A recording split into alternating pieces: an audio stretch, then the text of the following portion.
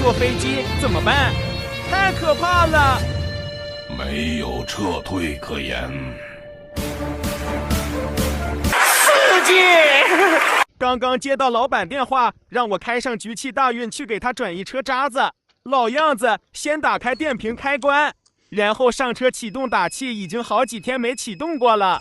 气肯定跑完了，电脑自检3秒钟再启动。下面红色的那2个就是气压，需要等到绿色才能行驶。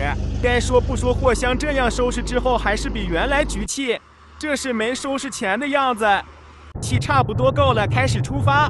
路程不远，也就1公里。听老板说是用铲车上货，赶紧跟随我的镜头来一探究竟。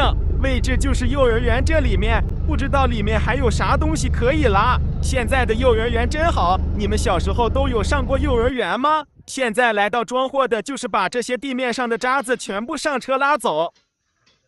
这些沙子全都不要了，真是挺奢侈。但是现在有个问题，这得铲到什么时候才能铲完啊？这个铲车不大不小，刚好可以装上车。哎，就这样静静地看着他们铲吧。来了，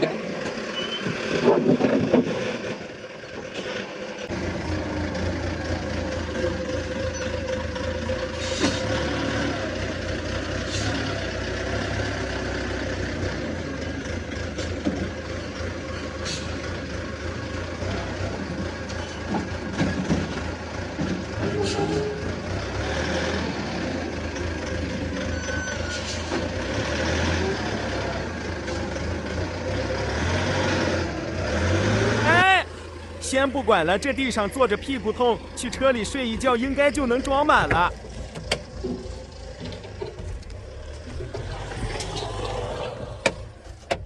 果然迷了一会儿起来，就剩下这一点点。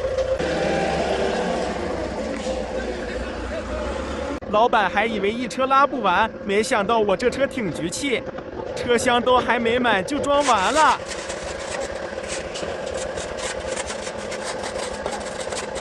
经过1个多小时的努力，全部清理干净，最后把渣子拉去老板联系好的卸土厂倒掉，就是这里了。先停一边，等老板开铲车过来推一推。非常好，只需要铲出能卸一车渣子的地方就可以。接下来该我上场表演了。哈哈哈，这车头怎么感觉有点往上翘了？什么情况？可能要坐飞机了。还是第一次坐飞机，就这波操作你们打几分？简直太刺激了！不玩了，不玩了，上去一脚油门把它整下来，安全落地，回家吃饭了。今天视频就到这里，喜欢刘师傅的加个关注，点个赞吧，感谢大家，我们下回见。